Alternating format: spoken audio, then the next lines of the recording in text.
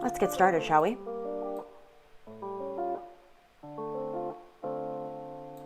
And let me know if the music's a little too loud or if it's like just a nice background ambient stuff, because that's sort of how I envision it being.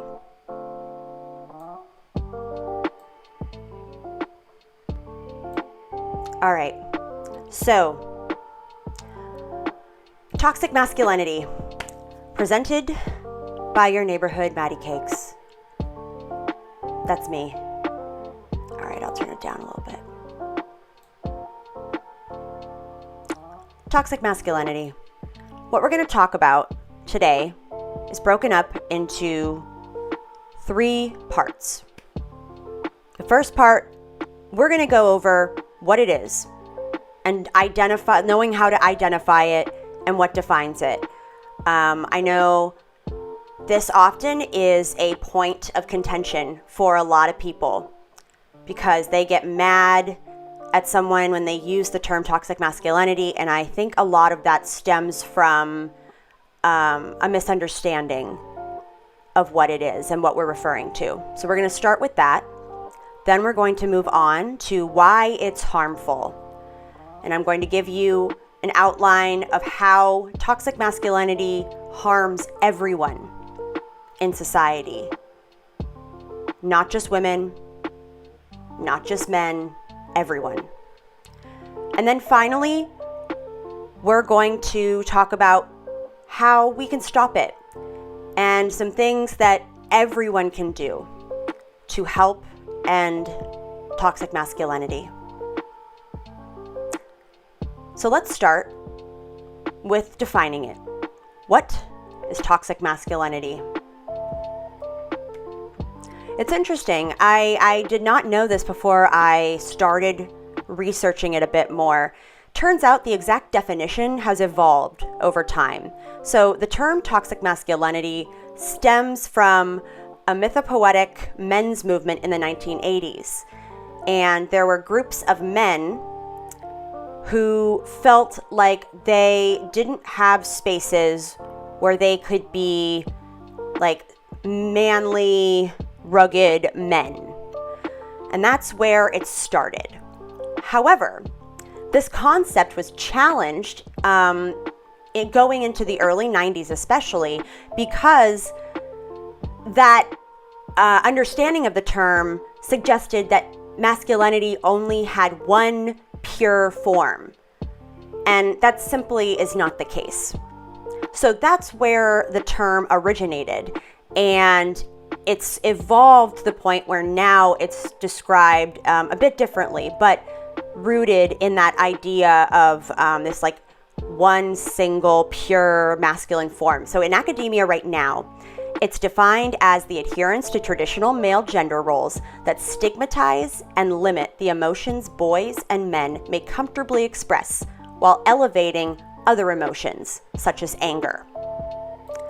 So when we talk about toxic masculinity, I want to make it clear that we're not talking about things that are masculine or even things that are considered traditionally masculine. We are talking about this notion that males must stick to a very rigid set of characteristics because they align with the alpha male. So moving forward, and I'll give you a quote from the Journal of the School of Psychology. Toxic masculinity is the constellation of socially regressive masculine traits that serve to foster domination, the devaluation of women, homophobia, and wanton violence.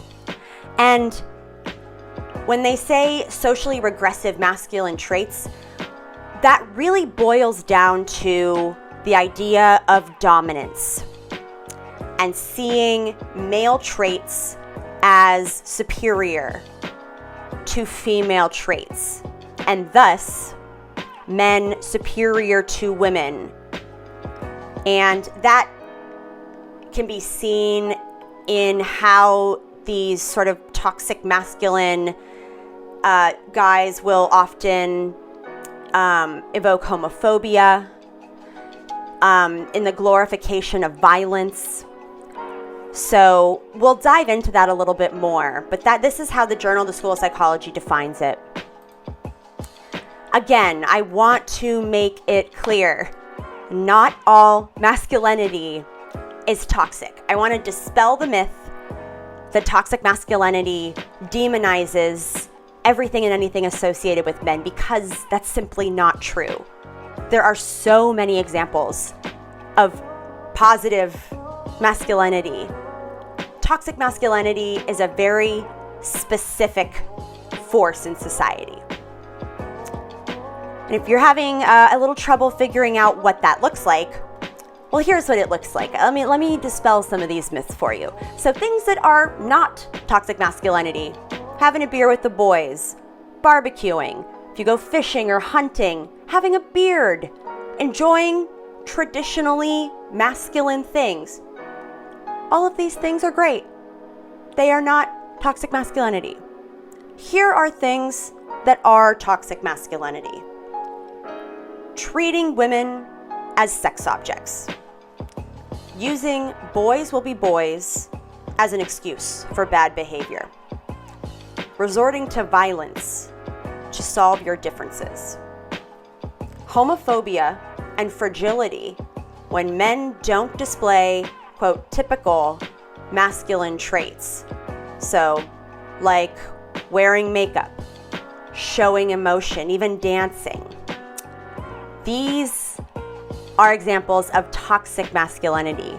So that's the distinction, is that it's not saying that things that are more traditionally associated with masculinity are toxic. It's the attitude that these things are superior to their female counterparts. And when you start from that foundation, it leads to a number of different things that affect how people treat women, how people treat men, and different perceptions that are held in society that may not be grounded in reality. So, there's our foundation of what toxic masculinity is, what we're talking about when we refer to toxic masculinity, and some examples of maybe what it looks like, and some examples of what it doesn't look like, so that we can make a distinction. So now I want to move on to why it's harmful, because the reality is that toxic masculinity is harmful to everyone of any gender, of any sexual orientation, of any racial background. I want to reiterate this. This is so important. Toxic masculinity harms all of us. So, here's why.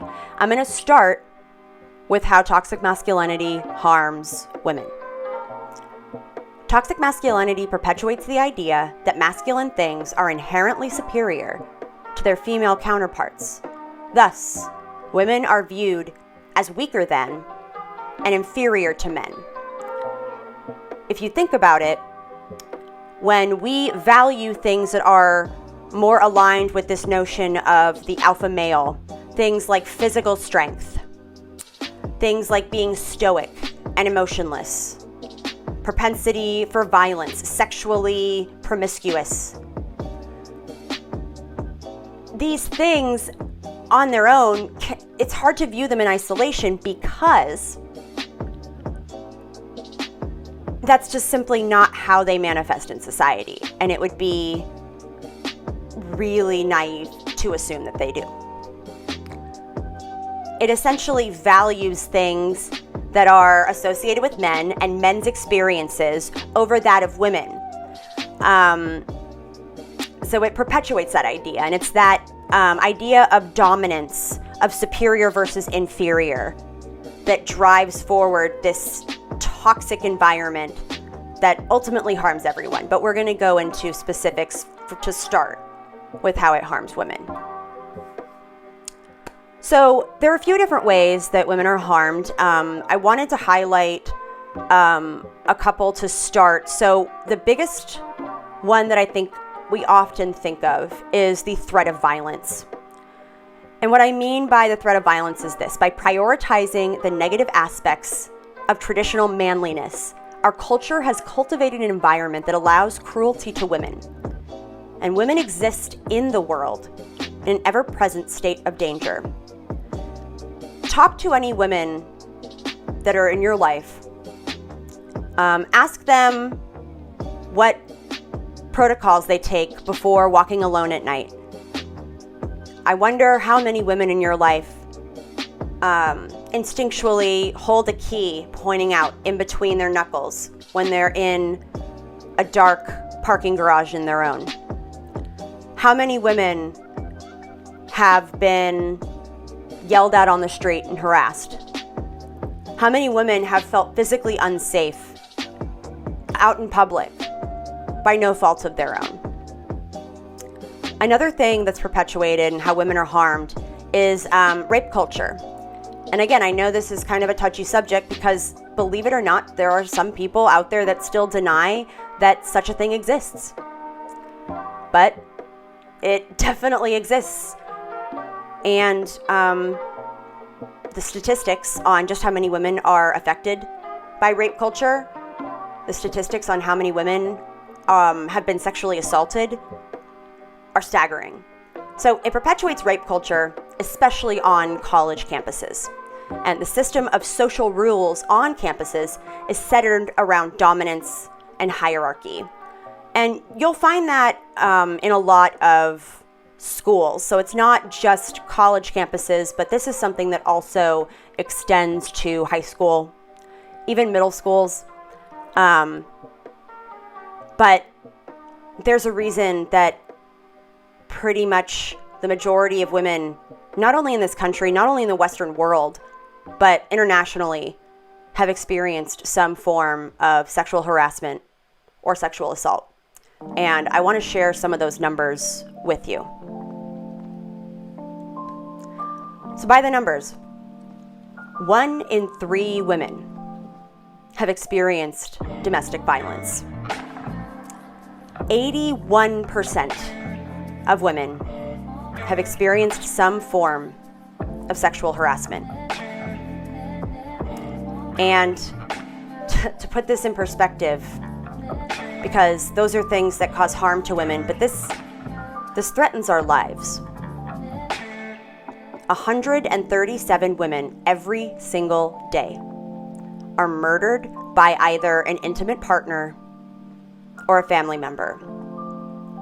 And the breakdown on gender for those murderers is overwhelmingly male. And a lot of that, again, is due to this feeling of the need to dominate, the rejection of being open to expressing emotions, letting it fester, and then seeing violence as an out. This threatens women's lives. But not all harm is physical. That may be something that gets headlines and is like the most direct threat to our well-being and our health. But there's also factors in harm that aren't visible. So a UN study, and this is a study that was done, I believe, in 2020, found that almost 90% of men and women are biased against women. So again, men, you are not the only ones perpetuating toxic masculinity. This is something that women have also internalized. And the effects go beyond physical violence. It shapes how women are perceived and treated in society, in every single facet of society. So here's some examples of casual misogyny, as I like to call it, but it's more, these are things that are said all the time and that people may not realize are rooted in toxic masculinity. So, you're always too emotional. She's so bossy. You're smart for a girl. I know the one that maybe you'll be like, well, I don't really understand that. When they say, oh, she's a female engineer, or they hired a female engineer, the fact that you have to preface it with the fact that she's female is indicating that, women aren't usually engineers. That's not something you wouldn't say, oh, they hired a male engineer. And they're small things, because for a lot of us, you might think, oh, well, I say this, but I don't mean it to be misogynist. It's different. And that may be true. Maybe your intent isn't for it to sound misogynist, but it's really important for us to be introspective at the way we communicate, at how we interact with each other, at maybe some things that we express normally that are gendered, but we don't necessarily realize it at the time. Doesn't make you a bad person. Doesn't mean you're a terrible sexist person. All it means is that, like most other people in this society, maybe you have some internalized misogyny, internalized toxic masculinity to work through, and that's okay. I mean, shit, I've had to work through a lot, and I'm still working through a lot. When you exist in this kind of society that's based on a foundation of patriarchy, you're gonna have some internalized misogyny, and that's okay. The best thing you can do is to work through it. So, wanted to just share some of those examples so that when we say, oh, well, it's not just someone committing these like visible acts of violence. It's about reinforcing certain attitudes about women, certain perceptions. And let me show you what that looks like. So here's the reality in a few different facets of life. In the professional world, women are perceived as worse leaders and stereotyped as not possessing the innate talent that is required in many professional fields. So notions like, oh, women just aren't as good at math, or oh, women are too meek and delicate to be an effective leader. These are generalizations that are not grounded in reality and are reinforced because of what toxic masculinity tells us to believe about women, is that they are naturally inferior, naturally weaker. So how could they be good leaders? And that message is reinforced through the media, through our family members, just through our culture and how we interact with each other. And it's done subtly, right? It's not going to be said through a blowhorn. So that's one example of the professional world.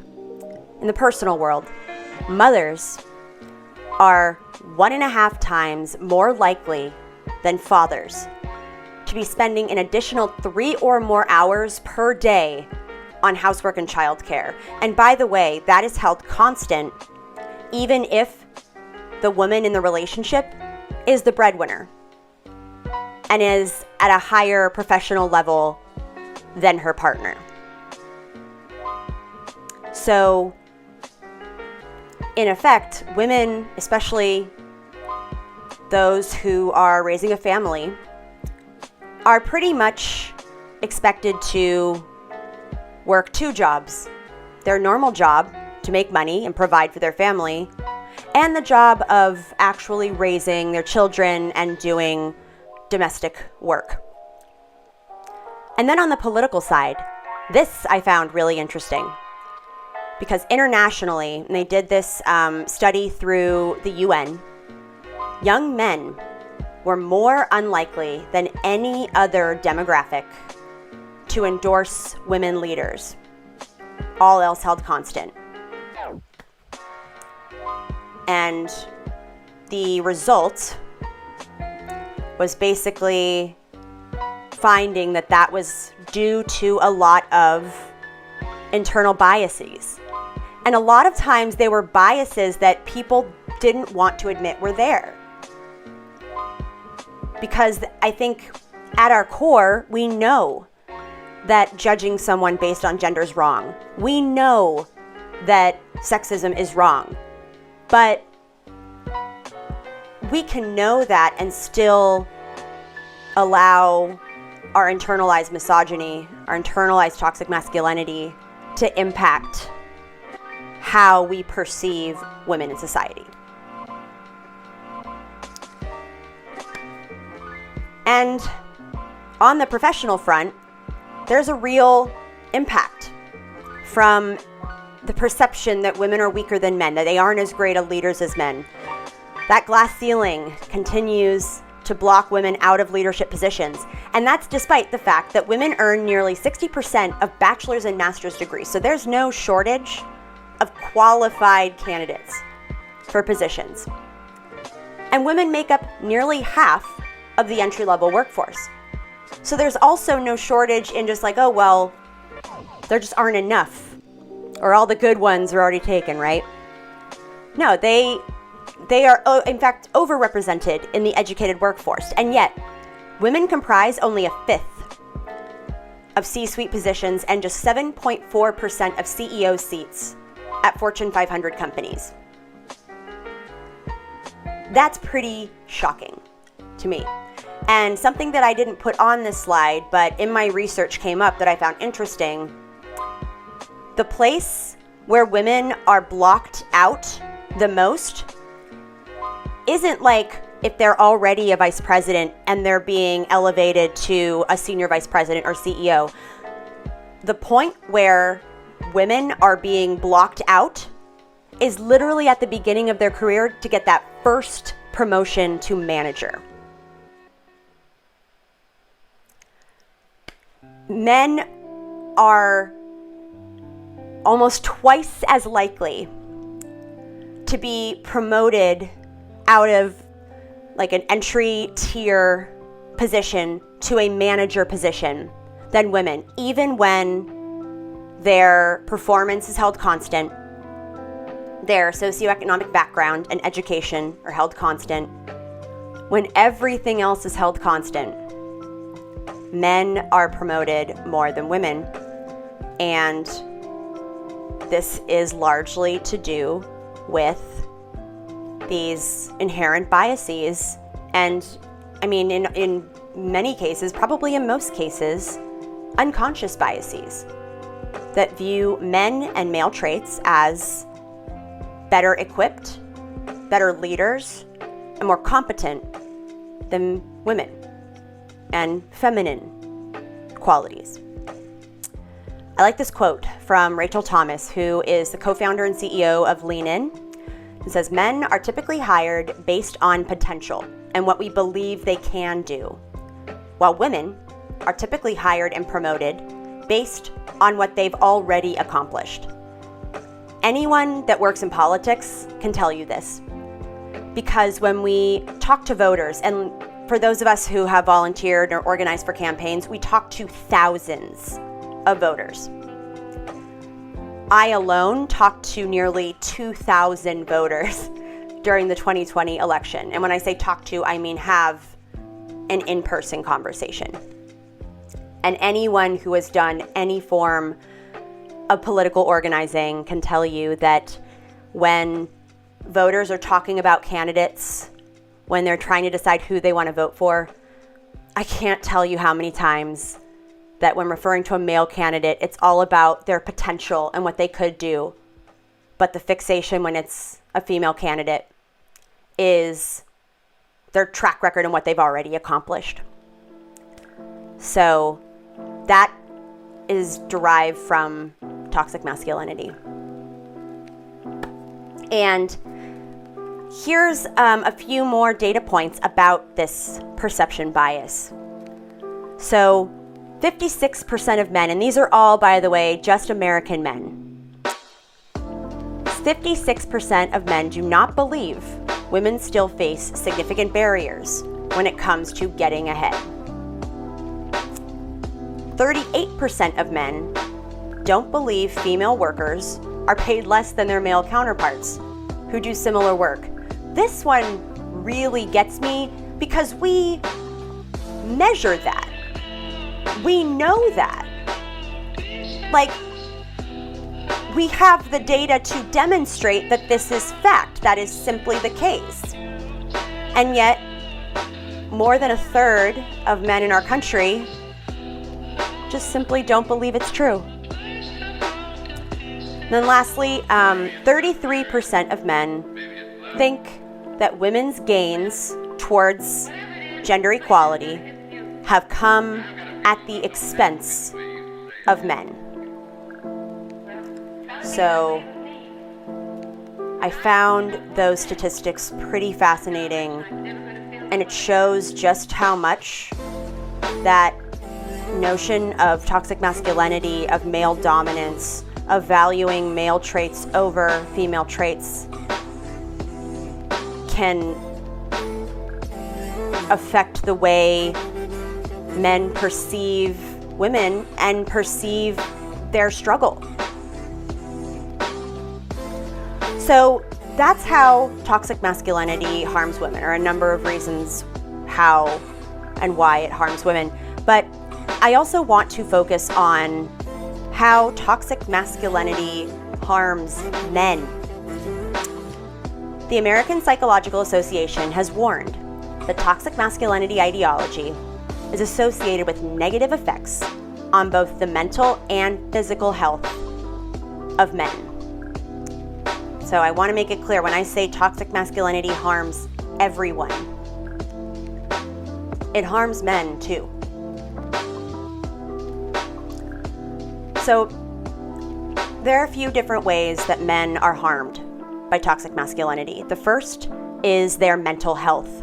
And there are a lot of resources out there detailing out exactly how destructive having a close personal ideology with this idea of the alpha male, how destructive that is on men's mental health. The numbers are staggering. So men's emotional repression is directly correlated with increased psychological problems, including higher rates of depression, stress, and substance abuse. And further research shows that men who buy into traditional notions of masculinity, so the more they buy into that narrow view of of masculinity, they view seeking mental health services far more negatively than those with more flexible gender attitudes. So not only are they experiencing more emotional repression, they are also less likely to seek help in crisis. And that reluctance to seek help is directly correlated with this idea that men have to be strong, that real men don't need help. Real men deal with their problems on their own. And that's toxic masculinity. So it not only puts them in that emotional repressed mindset, but it also prevents them from maybe getting help when they need it. And then on their physical health, men who hold the strongest beliefs about masculinity are only half as likely as men with more moderate beliefs about masculinity to get preventative health care. Seeing a physician for an annual physical, for example, runs contrary to some men's beliefs about toughness. This is also something, by the way, that is extremely prevalent in what certain men deem is manly food. Manly food and food that a real man eats tends to be things like steak, cheeseburgers, pizza, greasy meat and potatoes, and they view very negatively things like salads or vegetables. And again, these are generalizations, but it's that narrow mindset where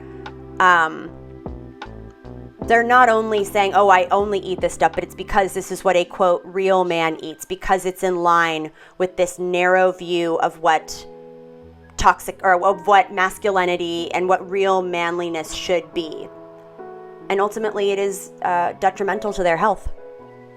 So not only that, Toxic masculinity can also take the form of bullying of boys by their peers and also by domestic violence directed towards boys at home. And I think that's what's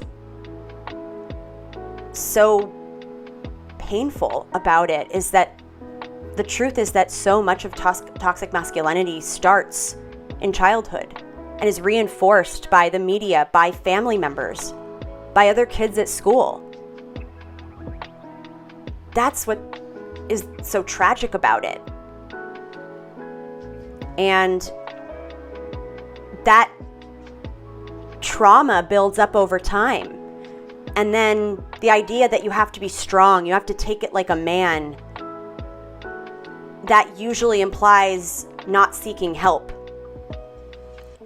And when you don't work through trauma you've built up over time, anyone who has dealt with significant trauma can tell you it will resurface, and it will do so in a way that is destructive.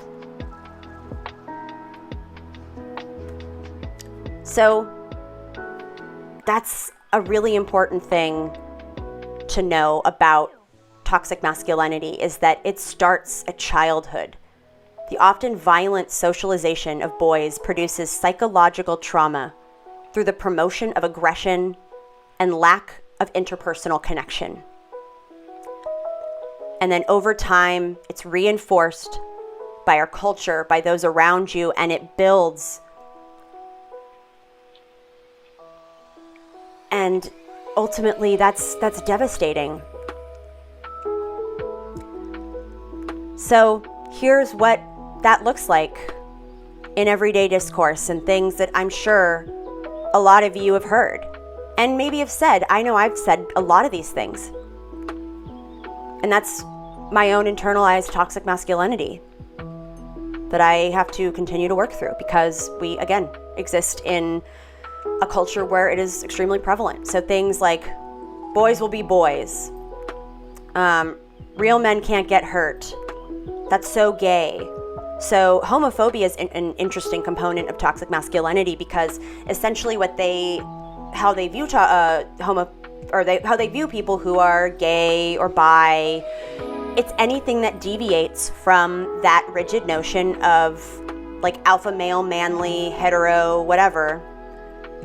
So they view it as feminized, right? It can't just be different, it has to be inferior, because it's this idea of dominance.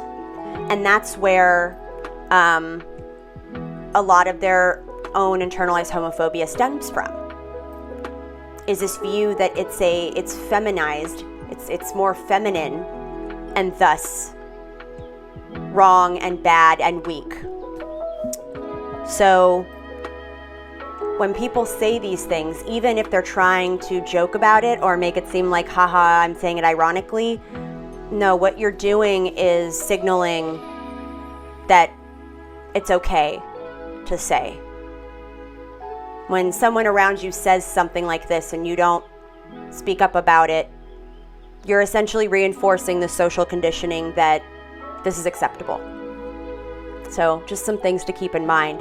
I know, at least for my own working through a lot of these issues, it's caused me to be reflective in what I've let slide before and what I can do to rectify that going forward. And here are some numbers that show what a culture that tells boys to deny their feelings, that encourages aggression and violence. Here's the fallout from it. Of all suicide deaths in the United States, 67% are men. 80% of violent crime in the United States is committed by men. And 93%, the current prison inmate population, are men. This is, I would argue, a direct result of a culture with rampant toxic masculinity, a culture that glorifies proximity to violence because that's what a real man does, right? It's a result of repressing emotions, of not feeling as though you're able to express yourself openly without being judged and considered less than, or not, having somehow your manhood questioned, as if experiencing a full array of human emotion could ever have any impact on your manhood. So, those are some examples of how toxic masculinity harms men and women. And for those who are gender non-binary, you also fall into those different categories. I wish there was more research that explored people who are queer, gender non-binary, gender fluid, so that I could break that out as well. But hopefully that kind of research will be something that's done in more detail in the future. So how do we stop toxic masculinity? Because as you've probably learned, it is pervasive. It is everywhere. It has ingrained itself into our society. So how the hell do we combat it? The first thing you can do is to speak out. One of the most powerful things you can do is to call out toxic masculinity when you see it, with your friends, with your family, coworkers. There are ways to do it tactfully that makes it clear that that kind of attitude, that kind of rhetoric will not be tolerated. So don't let that toxicity spread. It's just social conditioning. It's not just the way men are. That's a lie. Men have the capacity to be whatever they choose. And there's no one masculine ideal that men must adhere to be a, quote, real man. That is bullshit. Another tactic that you can do to combat toxic masculinity is to be introspective. So calling it out when you view it in other people is one thing, but it's also equally important to reflect on your own attitudes. I know even in my case, I still have plenty of internalized misogyny that I'm trying to work through. It's so powerful to be able to reflect and build awareness of your own internalized misogyny, because once you've acknowledged it and once you've identified maybe some areas where maybe you hold some sexist views, or like, hey, my assumption about this person may have been influenced by my own internalized misogyny. I need to work on that. That's how we can change. No one is expecting anyone to be perfect. We can only expect you to want to be better, and for that continuous growth. So that's another really powerful way that you can help, is to be introspective. The most sort of important tactic long-term is to teach boys to express their emotions. Teach boys that openly expressing yourself and how you feel is okay. This is the path to self-respect for boys and tackling toxic masculinity long-term. Because if we socialize that attitude over time, it has a lasting impact, because that's something that they'll carry with them. And that's how we change the tides of rampant misogyny and toxic masculinity in our culture. So, avoiding phrases like boys will be boys, like man up, like nut up, be a real man. Eliminating those from your vernacular. And when a boy expresses how they feel, rewarding that, celebrating that, encouraging them to be open about their emotions. This is a good thing, and we want to reinforce that behavior because that makes them stronger human beings. When they're in touch with how they feel and are able to express it in a healthy way. That's how we build a stronger future. So that is a really important tactic. And then this one, I really wanted to highlight because it can be a really frustrating task. Don't give up on people. And that, first and foremost, includes yourself. Don't give up on people and yourself when you're calling out that behavior, when you're trying to deal with your own internalized biases. Don't give up. Change takes time. And it's our responsibility, if we want to be good allies, if we want to be agents of change, to persist and see it through and be a force for good. We are trying to move mountains here, and that takes time. So don't give up on other people, and don't give up on yourself, and don't give up on this fight. Because it's worth it, and it will build a society that treats people with dignity and doesn't view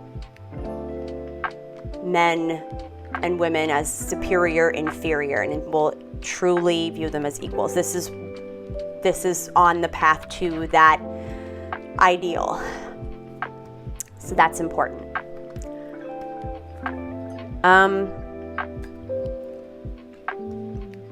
So I hope that in watching this presentation, you've learned something new. At minimum, I hope that it's caused you to maybe consider the way you talk about different things, the way you perceive men and women. I hope it causes you to reflect on your own biases and perceptions of things. I often have to ask myself, am I viewing this person as negatively? Is that being influenced by gendered language with how the media talks about political figures? It's important to view it with a critical eye and say, would they say that about a man? Would they point that out about her male counterpart? These are things that may seem so small in context, relative to everything else in the world, but little by little, that is how we combat toxic masculinity and toxic notions about what constitutes a real man, what traits are preferable, who we want as leaders, and how we want the next generation, future generations, to view themselves and relate to the world. We all have internalized misogyny and internalized toxic masculinity that we can work through. That's part of being human. Being aware of it and having the courage to look at that side of yourself is how we work past it.